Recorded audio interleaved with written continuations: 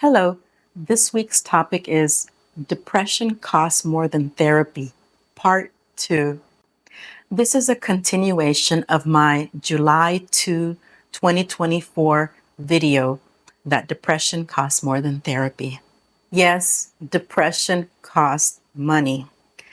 Think about the amount of money that people spend on cigarettes, alcohol, and substances. If you think about the daily use times 365 days times whatever number of years, that cost adds up very quickly. If you start to add up the money that people spend on clothing, jewelry, and travel, that definitely adds up to a large amount of money. Now, I want to point out doing these things is normal. We all need to buy clothing. Some of us like taking vacations. I don't mean the regular spending. I just want to clarify what I mean is when these expenses are used to cover up the difficult feelings associated with trauma. I just want to be sure that that point was clear because, again, it is normal to do these things, just not excessively. Now, here's something that's probably more expensive than anything else I could ever put on this list, and that is divorce. Now, bear with me as I explain why. Divorce, in my opinion, is expensive because in the majority of the cases, two people should have never gotten married in the first place. And the reasons they got married were based in trauma. Here are some examples. Because of trauma, I've met people who rushed to get married because they thought they would never have another opportunity to get married. Their attitude was, I need to get married right now before I end up by myself because I won't be able to find anybody else. That is very unhealthy. And the people that I've met who made this decision did get divorced. They did regret getting married.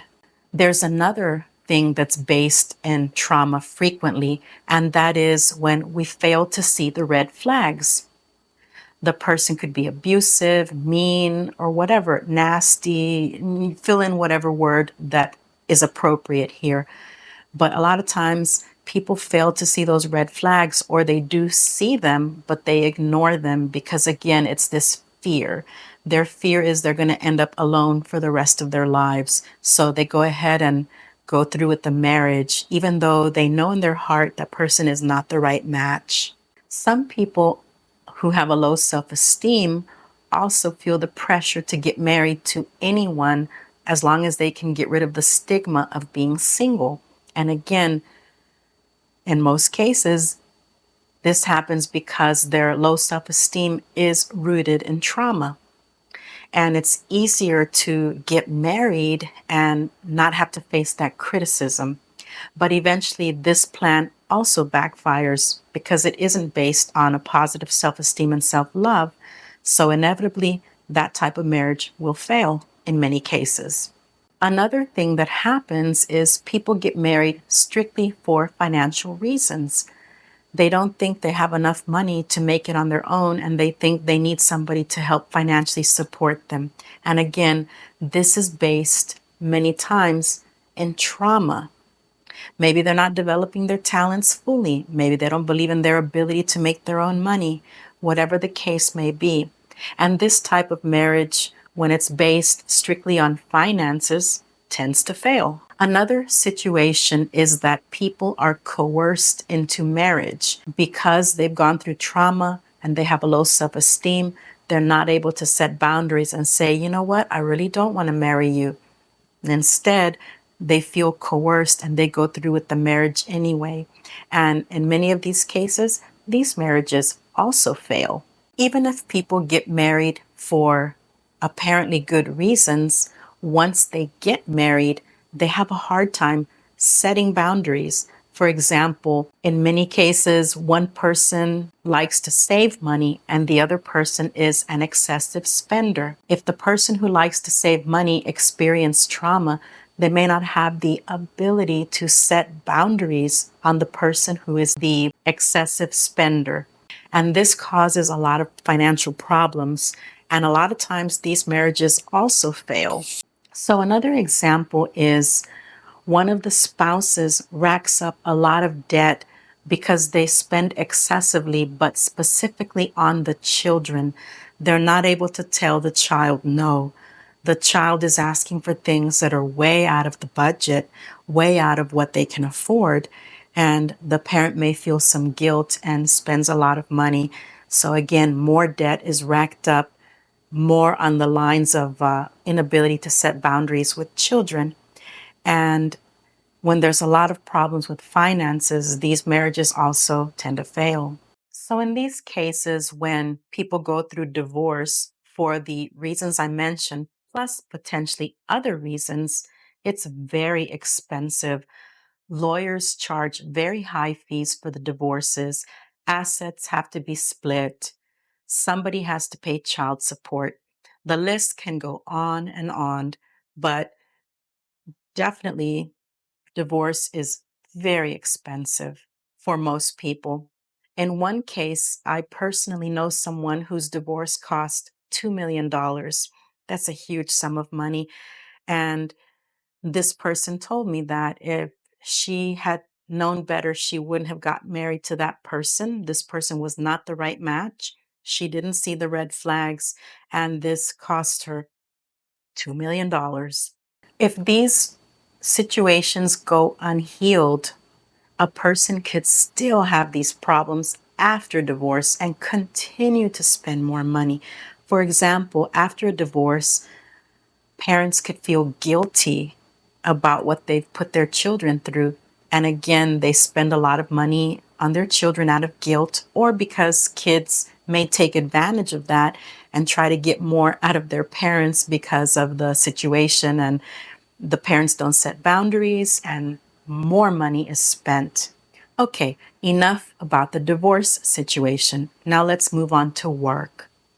What about when trauma survivors have a low self esteem and they don't get promoted because they don't feel good about themselves? They don't have the right leadership skills. They don't know how to set boundaries, whatever the problems may be at work. So think about if a trauma survivor could have gotten a $10,000 increase because of a promotion and they missed out on it. Think about if that person was in that job for 20 years times $10,000 extra they could have made per year. That's an example, too, of a huge financial loss. There's also cases at work where a person can move to another city for a promotion and make a lot more money. But because the person has been through trauma, has a lot of self doubt, cannot adapt to change, the person decides to forego the promotion. And once again, if you multiply the incremental increase in salary times 10 or 20 years, that opportunity cost also adds up. I would like to point out that in some cases, people do not move to another city for a promotion because of their children. They're already settled and they're in a good school. So there could be legitimate reasons why somebody does not take a promotion in another city. But for the purposes of this video, I'm only talking about cases in which there is an opportunity to move and the person foregoes that opportunity just because of their trauma. They have a lot of fear, not because of other reasons that are healthy reasons to decline a promotion. Another factor that can contribute to the cost is when people have experienced trauma and they're severely depressed, they don't tend to take care of themselves, whether they eat unhealthy or make other decisions that impact them physically. This leads to additional and unnecessary medical costs. Obviously, there are things that we can't help. We have certain genetic illnesses. I'm speaking only of lifestyle diseases that are preventable. One more example is house repairs. I met a person who was severely depressed, and this person neglected making repairs on the house. And many years passed by, and all these repairs that were initially small ended up costing more in the long run because those repairs weren't made, and that caused even more damage to the house. And so had these repairs been taken care of initially, it would have cost a lot less money. But because the person was in severe depression, everything cost possibly double or triple. I don't know the exact numbers, but I do know that the repairs cost a lot more money as the years went by. So these are just a few examples of how depression costs money and why I've always been an advocate of doing therapy. And as I mentioned in the prior video, that depression costs more than therapy, I strongly encourage people to seek therapy sooner so that issues could be handled and they don't fester and cost more money later down the line.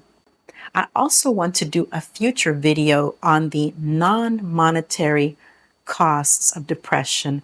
There are opportunity costs, so that will come later down the line. Thank you for tuning in this week. Hi, my name is Rosalinda Martinez. I'm a retreat leader at Empowerment Light. If you'd like to get connected with more tools and resources to help you on your journey, please see my website in the description section. As always, like and subscribe if you like this video. Look forward to a new video every Tuesday.